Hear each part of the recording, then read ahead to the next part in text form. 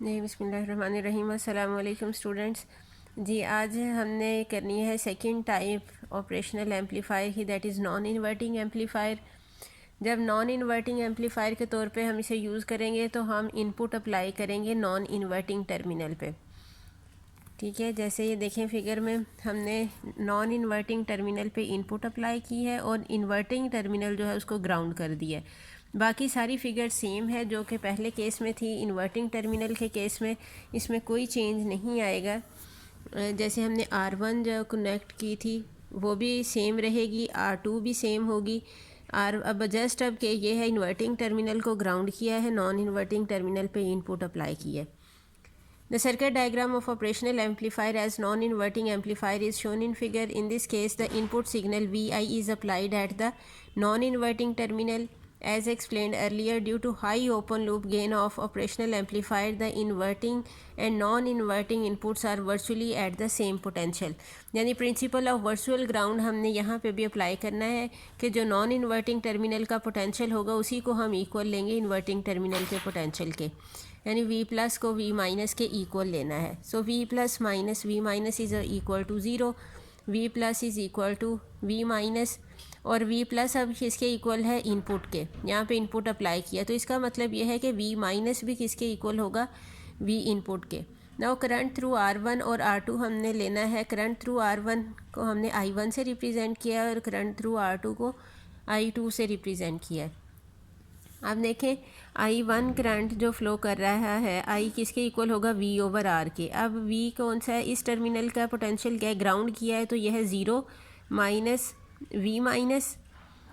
ठीक है, ये दो टर्मिनल पोटेंशियल डिफरेंस लेते हैं ना हमेशा दो पॉइंट्स का, यानी VB माइनस VA जैसे लेते हैं। इसी तरह अब इन दो पॉइंट्स का पोटेंशियल लेना है।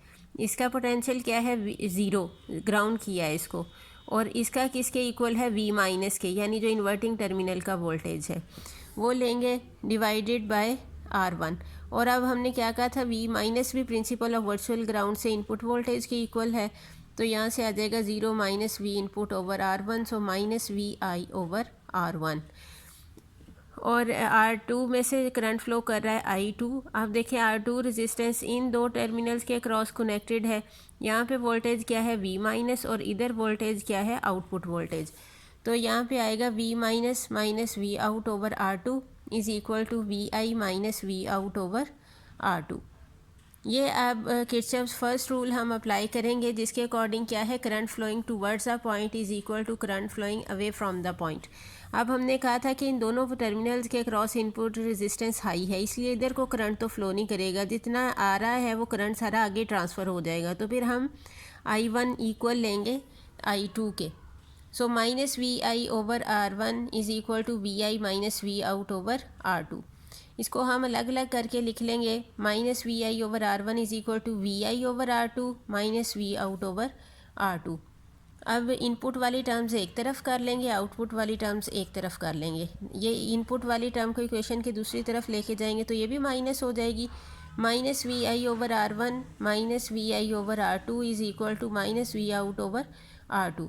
तो अब इनपुट VI हम अगर कॉमन ले लें माइनस VI, तो क्या बचेगा, 1 over R1 plus 1 over R2 is equal to minus V out over R2। Minus minus के साथ कैंसिल हो जाएगा, तो हमारे पास बचेगा VI into 1 over R1 plus 1 over R2 is equal to V out over R2। Gain किसके इक्वल होता है, output voltage divided by input voltage.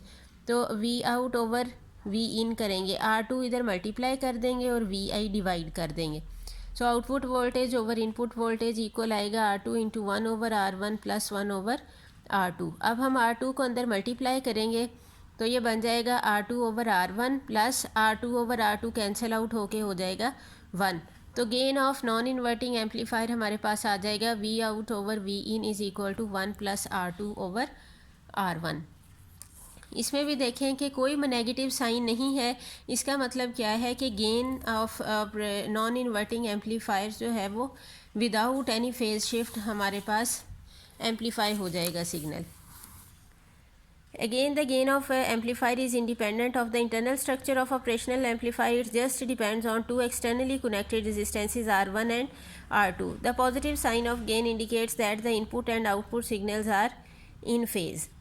Next application है ऑपरेशनल एम्पलीफायर की एज कंपैरेटर। ये आपको बताया था कि दो वोल्टेजेस को कंपेयर करने के लिए भी हम यूज़ करते हैं ऑपरेशनल एम्पलीफायर को। मैथमेटिकल फंक्शन जो है कंपैरिजन का वो भी ये परफॉर्म करता है, यानी हम ये बता सकते हैं कि कौन सा वोल्टेज ग्रेटर है, इन्वर्टिंग टर्मिनल का या नॉन इन्वर्टिंग टर्मिनल का।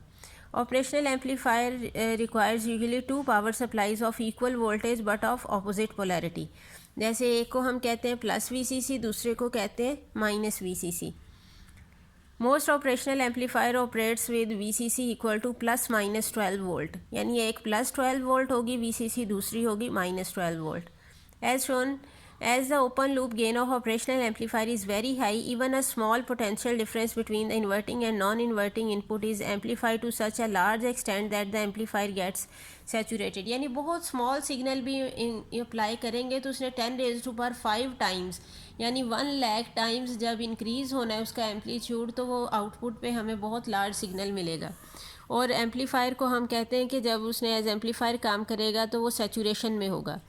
that is its output either becomes equal to plus VCC और माइनस VCC। अगर आउटपुट प्लस VCC के इक्वल आती है, इसका मतलब क्या है कि कोई फेज शिफ्ट नहीं हुआ इनपुट में, तो फिर हम क्या कहेंगे कि नॉन इन्वर्टिंग टर्मिनल का वोल्टेज जो है वो ज़्यादा है। अगर आउटपुट माइनस VCC के इक्वल होगी तो इसका मतलब क्या है कि फेज शिफ्ट हुआ है 180 डिग्री का, नेगेटिव साइन इस चीज़ को शो करेगा, तो फिर हम ये कहेंगे कि इन्वर्टिंग टर्मिनल का पोटेंशियल ज़्यादा है। This feature of operational amplifier is use to compare two voltage. Figure shows the circuit of an operational amplifier used as comparator. VR is reference voltage. ये देखें कि हमने एक रेफरेंस वोल्टेज ले लिया और दूसरा वोल्टेज जो है इसको हमने रेफरेंस वोल्टेज के साथ कंपेयर करना है। Reference voltage non inverting terminal पे अप्लाई कर दिया है और V वोल्टेज जो है यहाँ पे रियोस्टेट लगाया है, यानी इस वोल्टेज को हम चेंज कर सकते हैं खुद से। अब हमने VR और V इन दोनों को कंपेयर करना है और VR किसके इक्वल होगा, V प्लस के, और V इक्वल होगा V माइनस के। VR is reference voltage which is connected with inverting terminal and V is the voltage which is to be compared with reference voltage, it is connected with inverting terminal. When V minus is greater than V plus, अगर ऐसा है कि inverting terminal का voltage greater हो, यानी V voltage greater होगा reference voltage से, तो आउटपुट हमारे पास इक्वल आएगी माइनस VCC के, क्योंकि अब इन्वर्टिंग टर्मिनल का पोटेंशियल ज़्यादा होगा तो आउटपुट माइनस VCC के इक्वल होगी। और जब नॉन इन्वर्टिंग का वोल्टेज ज़्यादा होगा तब आउटपुट प्लस VCC के इक्वल होगी।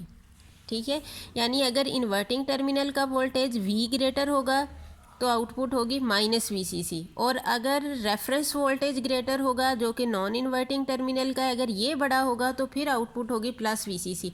प्लस क्यों होगी, क्योंकि नॉन इन्वर्टिंग में फेज शिफ्ट नहीं होता, इन्वर्टिंग में फेज शिफ्ट होता है।